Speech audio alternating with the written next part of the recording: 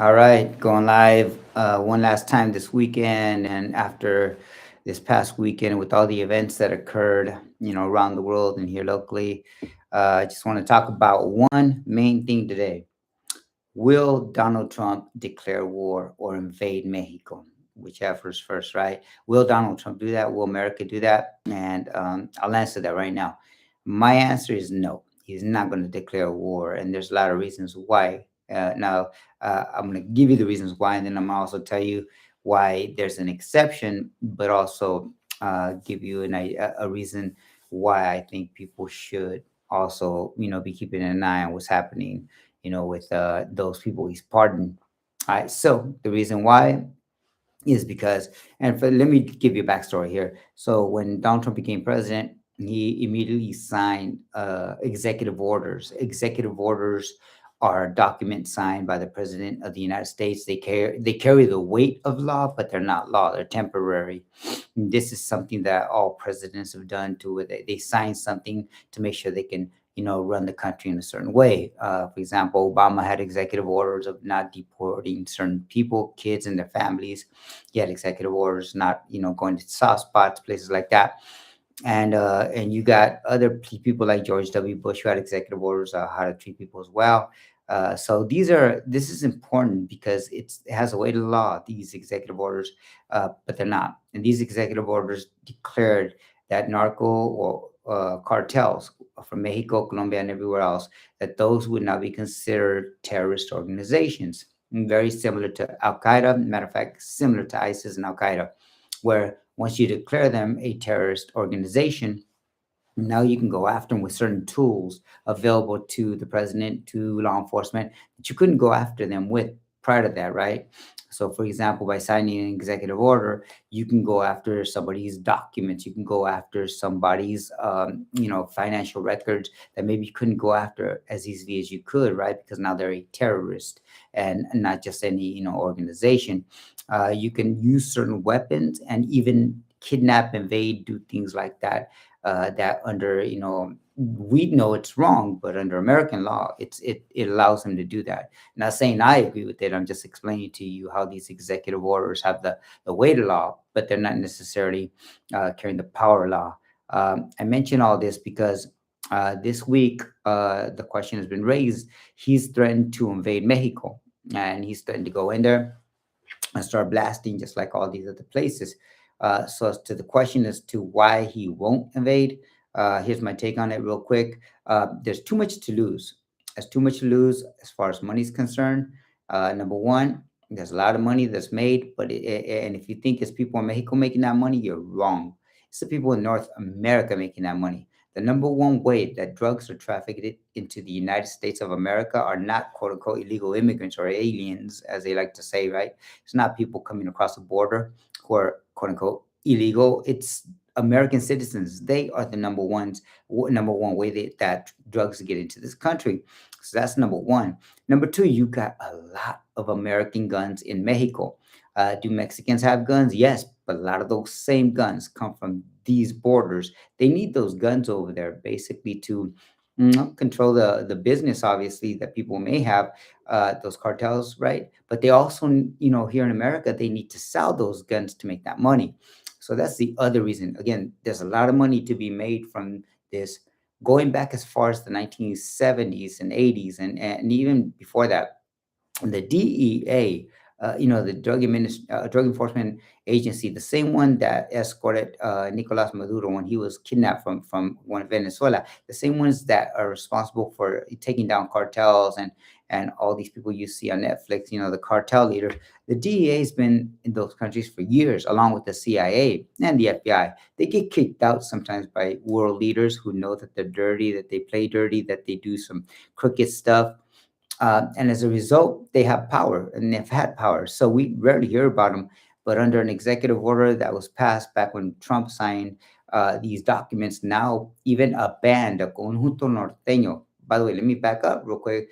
Uh, even a band like that can be declared a terrorist organization. Their music supporters, aiders, and abettors, material support for a terrorist organization can be in the form of money, weapons, information. Material support can be in many forms. Material itself, right?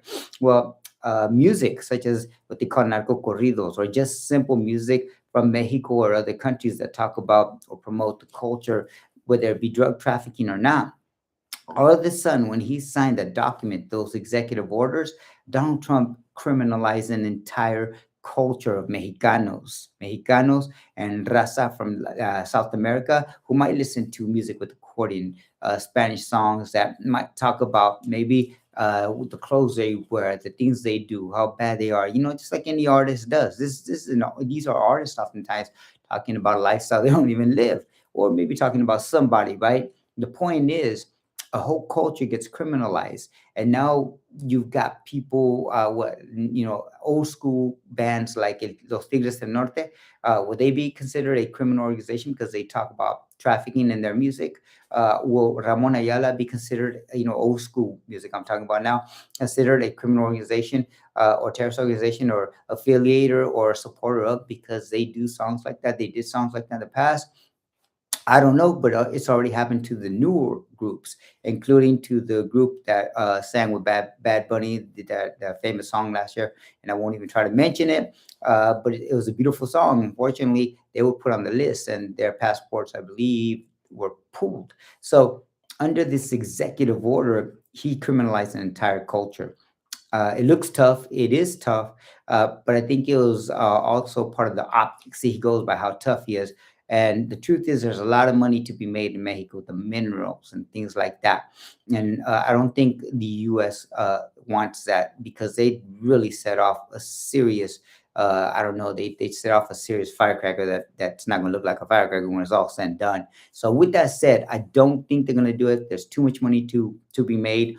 Mexico is not necessarily a socialist country. It's actually a capitalist country. And as a matter of fact, since we're on that topic, the cartel leaders, the cartels themselves are capitalists.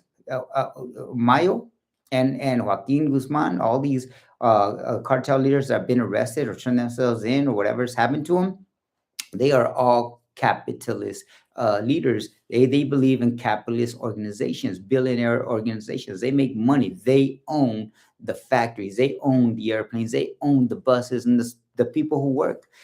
That makes you a capitalist. So they're capitalists. There's a lot to lose for the United States. Not to mention that as capitalists, they want their product to be sold. And guess where the number one place is to sell products such as drugs, cocaine, heroin, you name it, fentanyl? It's here in the United States of America. The consumer is here. The consumer with the money is here, and this is where they want to sell it. Despite all the misleading information you've heard of fentanyl, unfortunately, if Donald Trump truly wanted to go after fentanyl and those who are poisoning people with certain drugs or drugs, he'd go after the pharmaceuticals, but he won't, because they got billions of dollars. Instead, he uses it as, cover to do something else, as an excuse to go and kidnap a world leader or invade another country or bomb another country. It all comes down to money in the capitalist game where they're all involved with it, whether you call them the Republicans, and I'm going to throw the Democrats in there. People got to know I'm not a Democrat. I've never been registered as Republican or a Democrat. And I got little love for Democrats. They got little backbone. People know that.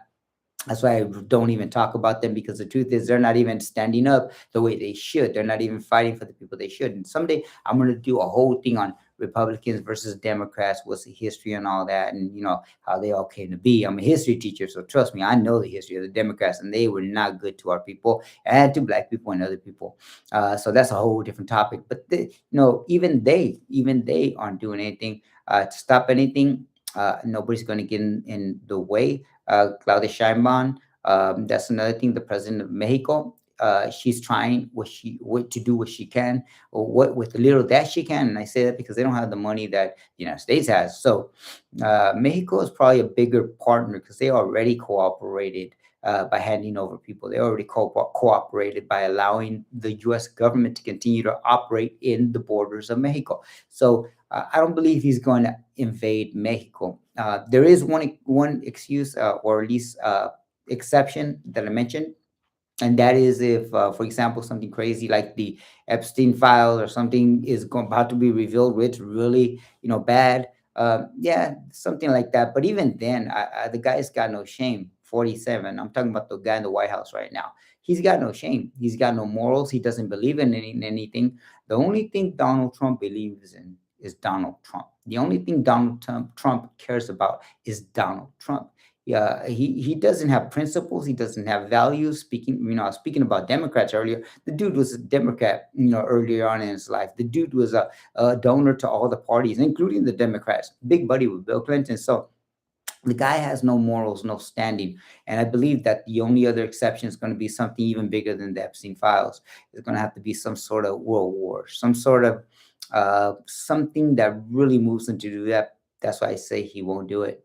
At least I'm hoping he won't, but I'm sticking by it only to say that. Now, what does that say about us as Chicanos, Mexicanos, those of us Latinx who identify as Latinx here in the United States of America?